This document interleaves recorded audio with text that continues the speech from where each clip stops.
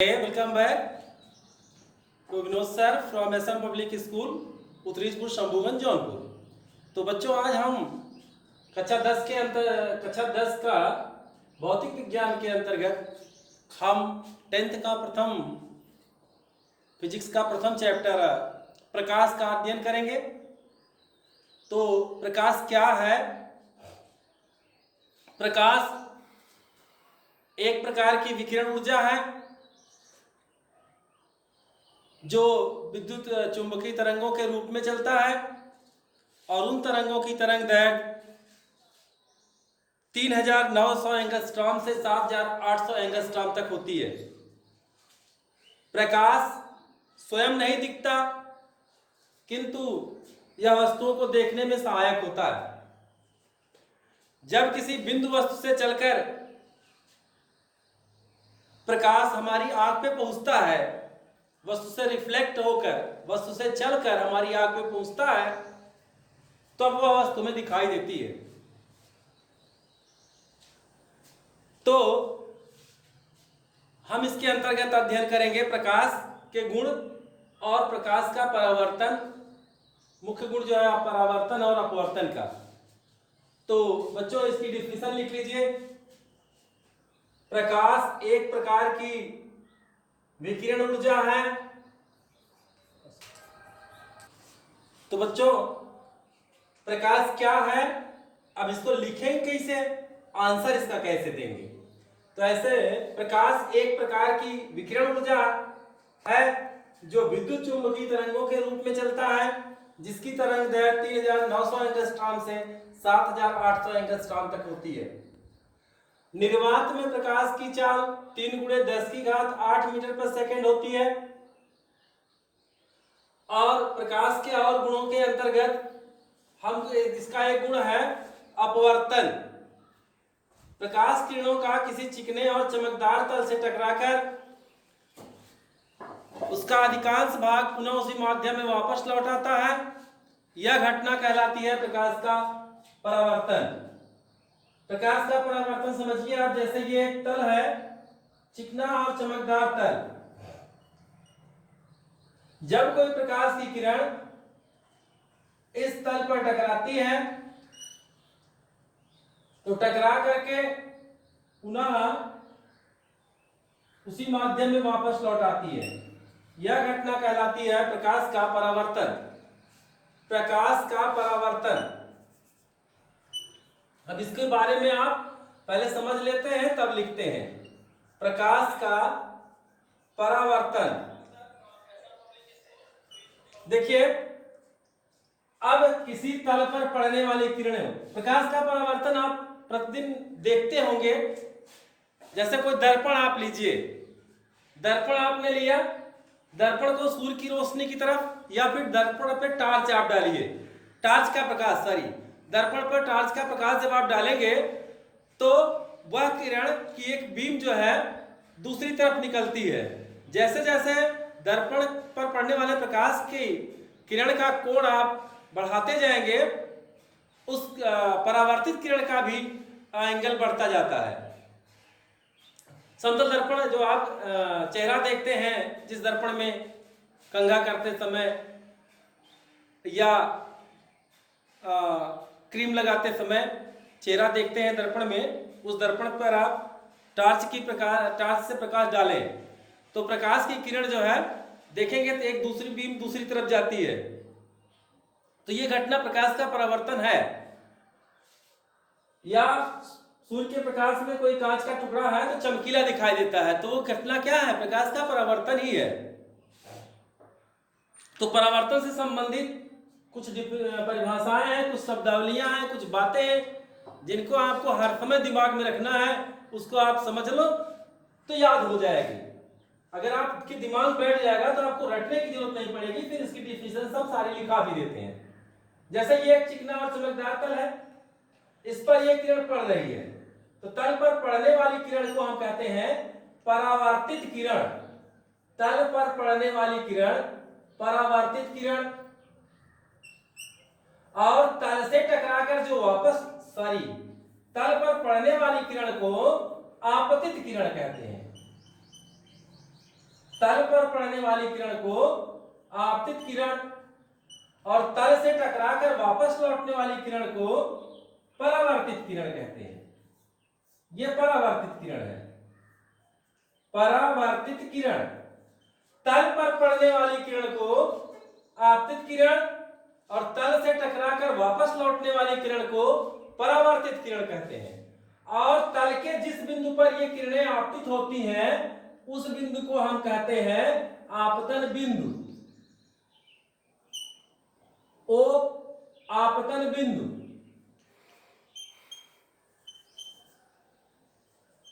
आपतन बिंदु। अब यहां देखिए, आपतित किरण और जिस बिंदु पर ये किरण आपतित होती है वह बिंदु आपतन बिंदु कहलाता है। आपतन बिंदु से किरणें जो परावर्तित होती हैं वापस लौटती हैं वो किरण परावर्तित किरण कहलाती है। और आपतन बिंदु पर, आपतन बिंदु से तल पर खींची गई लंबवत रेखा अभिलंब कहलाती है। यह कहलाती है अभिलंब। आपतन बिंदु से तल के लंबवत खींची गई रेखा अभिलंब कहलाती है। तो आपको आपतित किरण पता हो गया, परावर्तित किरण पता हो गया, आपतन बिंदु और ये अभिलंब। ए ओ किरण जो है ये आपतित किरण, ओ बी किरण जो है ये परावर्तित किरण और ओ एम जो है ये अभिलंब हो गया। अब इसमें एक और बात है, आपतित किरण और अभिलंब के बीच एक एंगल बनता है, कोण बनता है, जिसे हम कहते हैं आपतन कोण आई। आई जो है यह है आपतन कोण। आपतन कोण की परिभाषा क्या हो गई?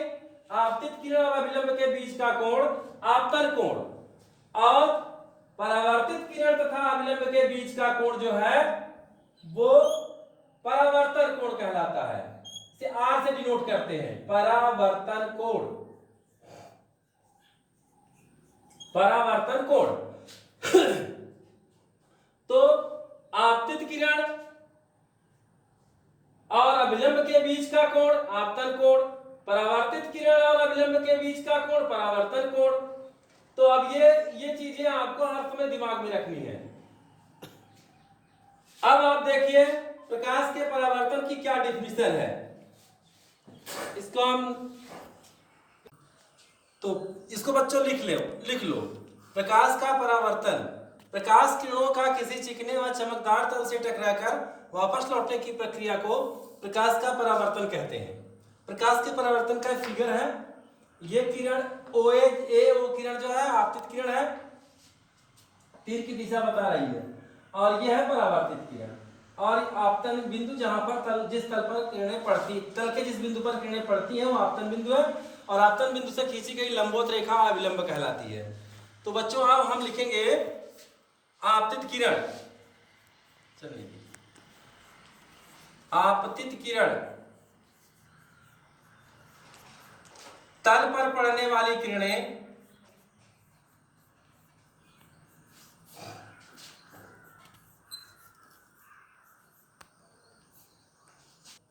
आपतित किरण कहलाती है।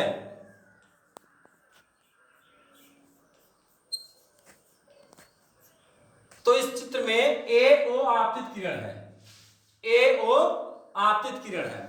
अब आगे हम बताते हैं आपको परावर्तित किरण।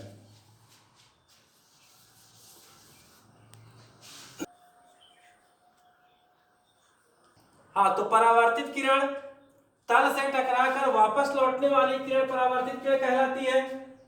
चित्र में ओबी जो है ये टकराकर वापस लौट रही है, ये किरण परावर्तित किरण कहलाती है। आपतन बिंदु, तल के जिस बिंदु पर किरण आपतित होती है उसे आपतन बिंदु कहते हैं, वो आपतन बिंदु है। आपतन बिंदु से तल पर लंबवत खींची गई रेखा ओएम जो है ये क्या है? अभिलंब है, यह अभिलंब कहलाता है। अब अगला है आपतन कोण। आपतन कोण, ये सारी चीजें हर समय आपके दिमाग में रहनी चाहिए अल्फाबेट की तरह। आप तभी तो प्रकाश समझ में आएगा। समझ लीजिए, प्रकाश का अल्फाबेट हम बता रहे हैं आपको। ये सारी चीजें हर समय दिमाग में रहेगी, क्योंकि इसका अर्थ में यूज है। आपतन कोण, आपतित किरण और अभिलंब के बीच बना कोण, आपतित किरण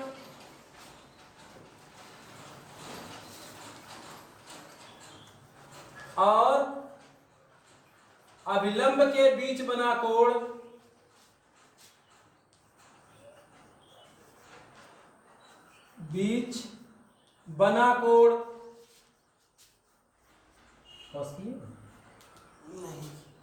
आपतित किरण और अभिलंब के बीच बना कोण आपतन कोण कहलाता है। आपतन कोण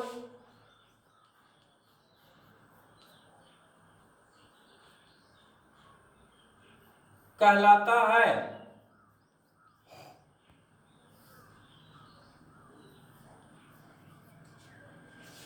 आपतित किरण और अभिलंब के बीच बना कोण आपतन कोण कहलाता है। इसे आई से प्रदर्शित करते हैं, इसे आई से प्रदर्शित करते हैं, स्मॉल आई से प्रदर्शित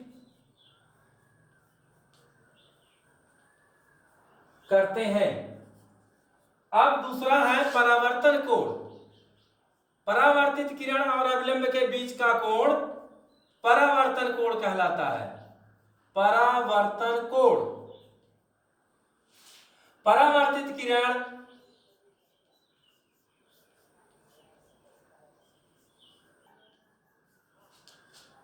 अभिलंब के बीच बना कोण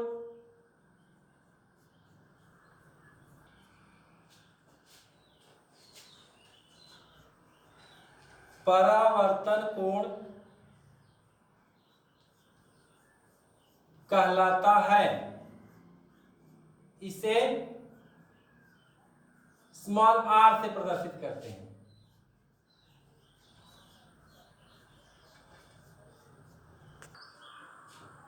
पास ही था क्या अभी? तो बच्चों परावर्तन के नियम, परावर्तन के दो नियम होते हैं।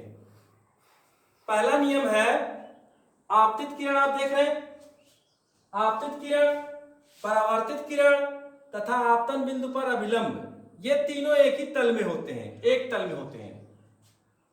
फिर सुन लीजिए, आपतित किरण, परावर्तित किरण तथा आपतन बिंदु पर अभिलंब तीनों एक ही तल में होते हैं। दूसरा नियम है आपतन कोण और परावर्तन कोण आपस में बराबर होते हैं। आपतन कोण और परावर्तन कोण आपस में बराबर होते हैं। आपतन कोण और परावर्तन कोण आपस में बराबर होते हैं। आपस में बराबर होते हैं, बराबर होते हैं। आपतन कोण और परावर्तन कोण आपस में बराबर होते हैं। आप आएंगे जब कॉलेज खुलेगा तो आपको हमें प्रैक्टिकल द्वारा सिद्ध कराएंगे, प्रयोग करा के सिद्ध कराएंगे कि देख लीजिए आपतन कोण और परावर्तन कोण आपस में बराबर होते हैं। अब बेटा इसके बाद अगली जो डिफिनेशन हम बताएंगे आपको, जिसकी जरूरत पड़ेगी, प्रतिबिंब की।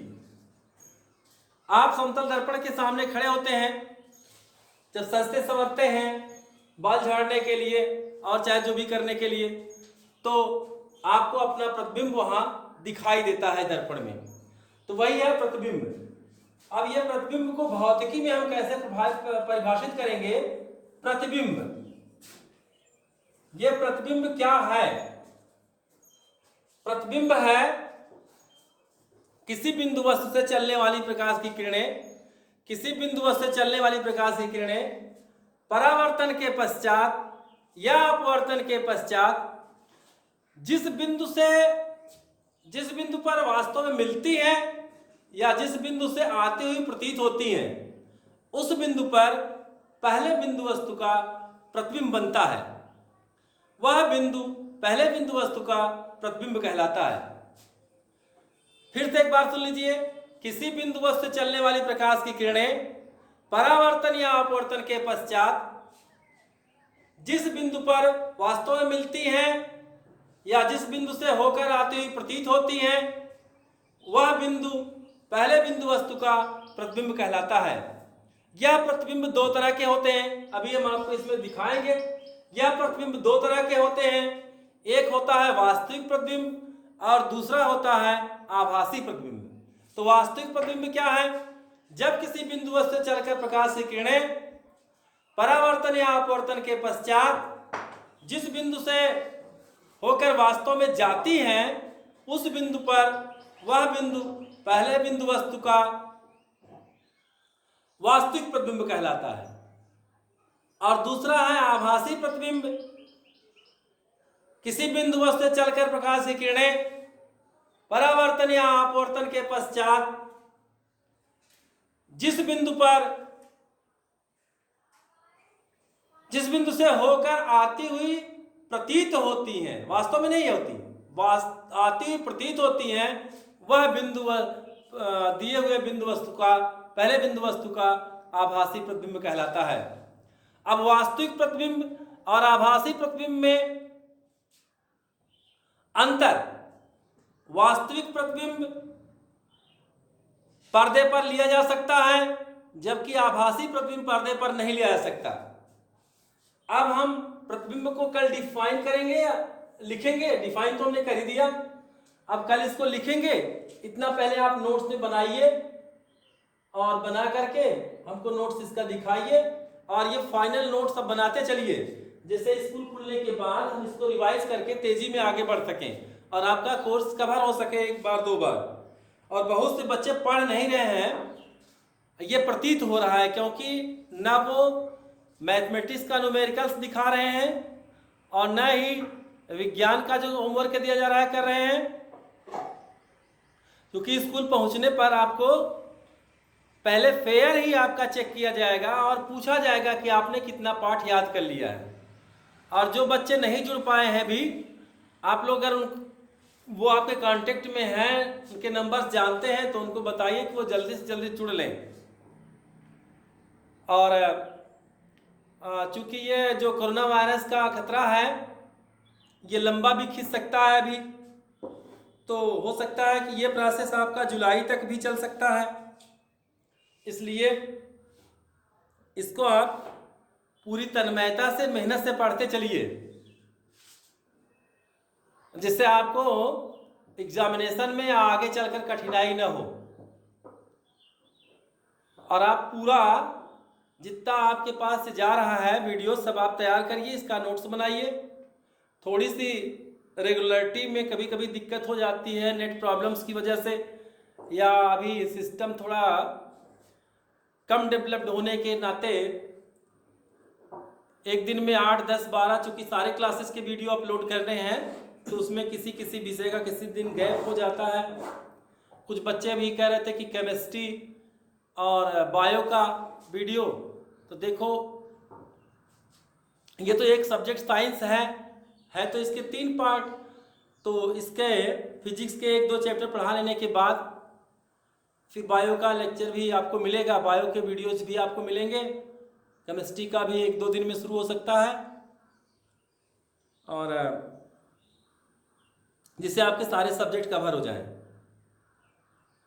हाँ, और सभी लोग जो है जिनकी बकाया फीस है और इधर का जो एडमिशन फीस वो बढ़ाया नहीं गया है, जो पुरानी फीस थी वही फीस है, उसको आप लोग अकाउंट नंबर मैसेज कर देंगे, या तो आप खाते में ट्रांसफ़र करा दें या आप आकर के कॉलेज में जमा कर दें। भीड़ न मचाते हुए जमा कर दें, और अपनी फ़ोटो एक भेज देंगे, जिससे आपका वो री रजिस्ट्रेशन हो जाए। ओके, फिर हम मिलेंगे कल अगले वीडियोज़ में इमेज के साथ।